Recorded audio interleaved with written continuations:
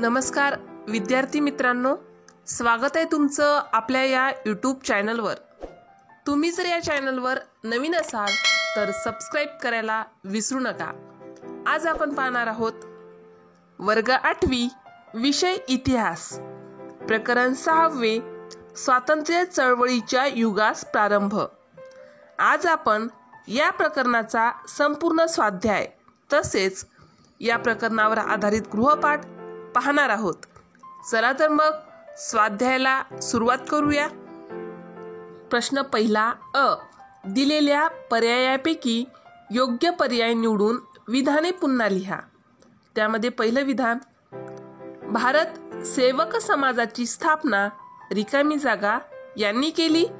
पर्याय अ, गणेश वासुदेव जोशी, ब, भाऊ दाजी लाड, क, महादेव गोविंद रानडे, ड, गोपाळ कृष्ण गोखले।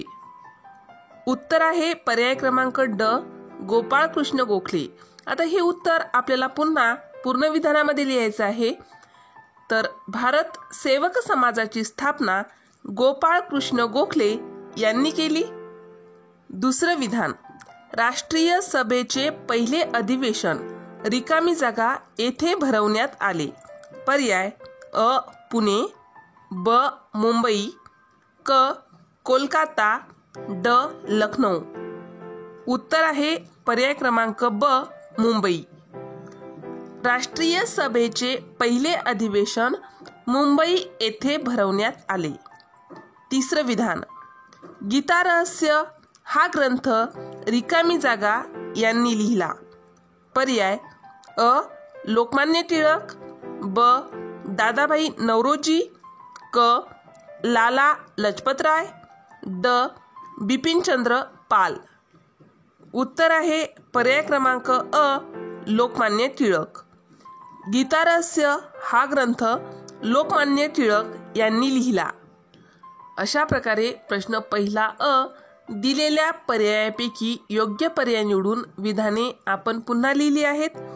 आता प्रश्न पहिल्यामध्ये ब आहे, नावे लिहा। नावे लिहा यामध्ये दिला आहे मवाळ नेते। स्वातंत्र्य चळवळीच्या युगास प्रारंभ झाला होता तेव्हा दोन गट निर्माण झाले होते, एक मवाळ गट आणि एक जहाल गट। तर या प्रश्नाच्या उत्तरामध्ये आपल्याला मवाळ नेते लिहायचे आहे। मवाळ गटामध्ये जे जे नेते समाविष्ट झाले होते त्या दोन नेत्यांची नावे लिहायची आहे।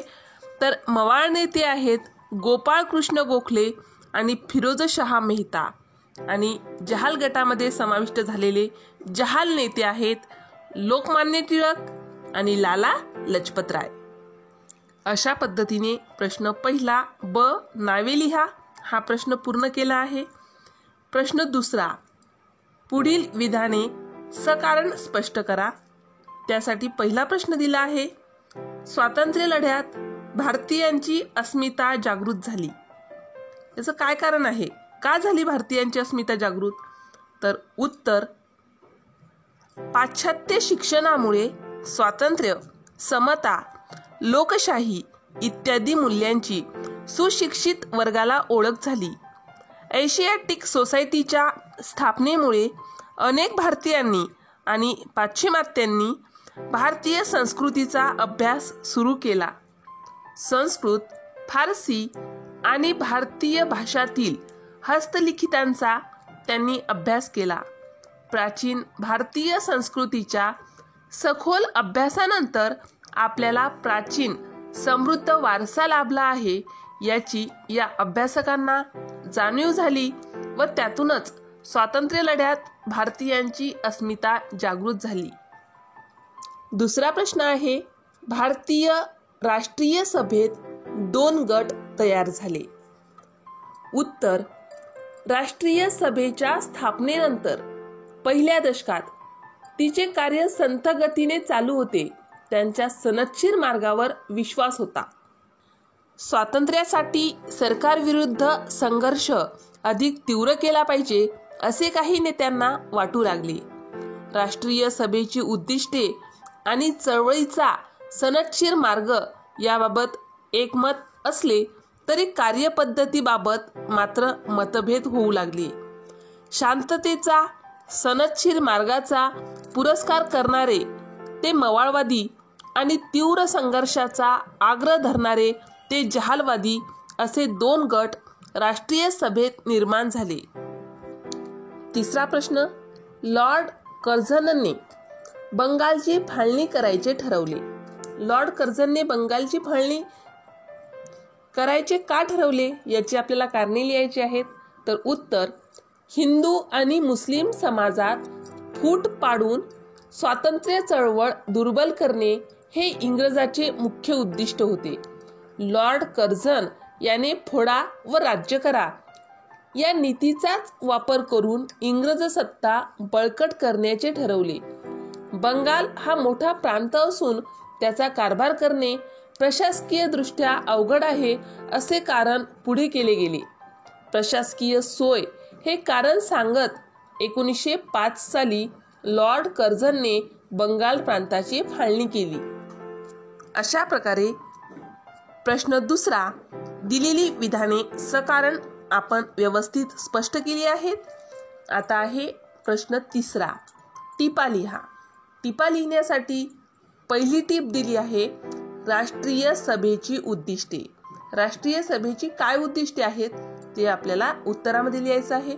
तर उत्तर, पुढील उद्दिष्टे साध्य करण्यासाठी 1885 साली राष्ट्रीय सभेची स्थापना झाली. राष्ट्रीय सभेची स्थापना कधी झाली तर 1885 साली. धर्म, वंश, जात, भाषा, भौगोलिक प्रदेश असे भेद विसरून भारताच्या वेगवेगळ्या प्रदेशातील लोकांना एका व्यासपीठावर एकत्र आणणे, या सर्वांमध्ये परस्परांच्या समस्या जाणून घेऊन विचार विमर्श करणे, लोकांमध्ये ऐक्य भावना वाढीस लावणे, राष्ट्राच्या उन्नतीसाठी प्रयत्न करणे, ही आहेत राष्ट्रीय सभेची प्रमुख 4 उद्दिष्टे. दुसरी टीप आहे वंगभंग चळवळ. उत्तर, लॉर्ड कर्झन याने हिंदू मुस्लिम यांच्यात फूट पाडण्याच्या उद्देशाने 1905 साली बंगाल प्रांताची फाळणी केल्याने सरकार विरोधात भारतभर असंतोष निर्माण होऊन वंगभंग विरोधी चळवळ सुरू झाली. 16 ऑक्टोबर हा फाळणीचा दिवस राष्ट्रीय शोकदिन म्हणून पाळण्यात येऊन भारतभर सभा होऊन सरकारचा निषेध करण्यात आला. वंदे मातरम हे गीत सर्वत्र गायले जाऊ लागले. ऐक्याचे प्रतीक म्हणून रक्षाबंधनाचा कार्यक्रम घेण्यात आला. सरकारी शाळा, महाविद्यालये यांच्यावर बहिष्कार टाकला गेला. चतुसूत्री कार्यक्रमाधारित सुरू झालेली ही चळवळ राष्ट्रीय चळवळ बनली. अखेरीस 1911 साली ब्रिटिशांनी बंगालची फाळणी रद्द केली. अशा रीतीने वंगभंग चळवळ यावर आधारित टीप लिहिता येते. तिसरी टीप आहे राष्ट्रीय सभेची चतुसूत्री. राष्ट्रीय सभेची चतुसूत्री म्हणजे नेमकं काय आहे हे आपण बघूया. तर उत्तर, 1906 साली झालेल्या राष्ट्रीय सभेच्या अधिवेशनात चतुसूत्री कार्यक्रमाचा स्वीकार केला गेला. ही चतुसूत्री आणि तिचे हेतू पुढील प्रमाणे आहेत. पहिले आहे स्वदेशी. आपल्या देशातील भांडवल, साधनसामग्री आणि मनुष्यबळ यांचा उपयोग करून आपले उद्योग वाढवायचे, स्वयंपूर्ण व स्वावलंबी होऊन देशांचे हित साधायचे, हा स्वदेशीचा अर्थ आहे. दुसरा आहे बहिष्कार. परदेशी वस्तू व मालावर बहिष्कार टाकणे, ज्यामुळे ब्रिटिश साम्राज्याच्या मुळावरच घाव घातला जाईल. तिसरा आहे स्वराज्य. देशाला स्वातंत्र्य मिळवून देणे हे अंतिम उद्दिष्ट असेल. आणि चौथा आहे राष्ट्रीय शिक्षण. ज्या शिक्षणातून जनतेत राष्ट्राभिमान निर्माण होईल असे शिक्षण द्यायचे, त्यासाठी भारतीयांनी राष्ट्रीय शाळांची स्थापना करायची. वंगभंग चळवळी दरम्यान हा चतुसूत्री कार्यक्रम भारतभर राबवला गेला. अशा प्रकारे स्वदेशी, बहिष्कार, स्वराज्य आणि राष्ट्रीय शिक्षण ही राष्ट्रीय सभेची चतुसूत्री यावर आधारित टीप लिहिता येते. आणि प्रश्न तिसरा, टिपा लिहा, पूर्ण करता येतो. प्रश्न चौथा, भारतीय राष्ट्रीय सभेच्या स्थापनेची पार्श्वभूमी पुढील मुद्द्यांच्या आधारे स्पष्ट करा. मुद्दे दिले आहेत: प्रशासकीय केंद्रीकरण, आर्थिक शोषण, पाश्चात्य शिक्षण, भारताच्या प्राचीन इतिहासाचा अभ्यास, वृत्तपत्रांचे कार्य. उत्तर: 1885 साली स्थापन झालेल्या भारतीय राष्ट्रीय सभेच्या स्थापनेची पार्श्वभूमी पुढील प्रमाणे.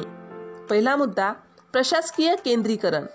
ब्रिटिशांच्या एकछत्री अंमलामुळे भारतात सर्वत्र समान धोरण लागू होऊन कायद्यासमोर सर्व समान हे तत्व लागू झाले. त्यामुळे भारतीयात एकात्मतेची जाणीव निर्माण झाली. आर्थिक शोषण.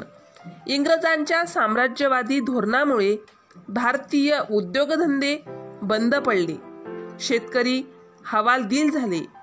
भारताचे मोठ्या प्रमाणात आर्थिक शोषण झाल्यामुळे लोकांमध्ये असंतोष वाढू लागला. तिसरा आहे पाश्चात्य शिक्षण. पाश्चात्य शिक्षणातून भारतीयांना लोकशाही, स्वातंत्र्य, न्याय, मानवता, राष्ट्रवाद असे नवे विचार व नवीन मूल्ये मिळाल्याने आपणही देशाचा कारभार करू शकतो ही जाणीव यांच्यात निर्माण झाली. चौथा मुद्दा आहे भारताच्या प्राचीन इतिहासाचा अभ्यास. पाश्चिमात्यांनी भारतीय संस्कृतीचा अभ्यास सुरू केल्याने आपल्याला समृद्ध वारसा लाभल्याची भावना नव सुशिक्षित वर्गात निर्माण झाली. पाचवा आहे वृत्तपत्रांचे कार्य.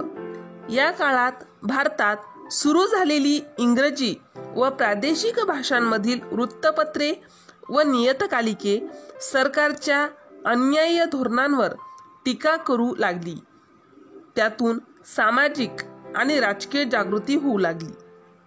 अशा प्रकारे भारतीय राष्ट्रीय सभेच्या स्थापनेची पार्श्वभूमी दिलेल्या मुद्द्यांच्या आधारे स्पष्ट केली आहे. आजचा गृहपाठ आहे दिलेल्या संकल्पना स्पष्ट करा. पहिली संकल्पना मवाळवादी आणि दुसरी संकल्पना आहे जहालवादी. अशा प्रकारे प्रकरण 6 स्वातंत्र्य चळवळीच्या युगास प्रारंभ या प्रकरणाचा संपूर्ण स्वाध्याय गृहपाठासहित आपण पाहिला आहे. अशाच प्रकारचे विविध विषयाचे स्वाध्याय संबंधित व्हिडिओ पाहण्यासाठी या चॅनलला सबस्क्राईब करा. आमचे हे व्हिडिओ लवकरात लवकर तुमच्यापर्यंत पोहोचण्यासाठी बाजूला दिलेल्या बेल आयकॉन बटनवर क्लिक करा. तुम्हाला जर हा व्हिडिओ आवडला असेल तर लाईक करा, मित्रमैत्रिणीमध्ये शेअर करा. काही समस्या असतील, काही अडचणी असतील तर कमेंट करा. हा व्हिडिओ शेवटपर्यंत पाहिल्याबद्दल धन्यवाद.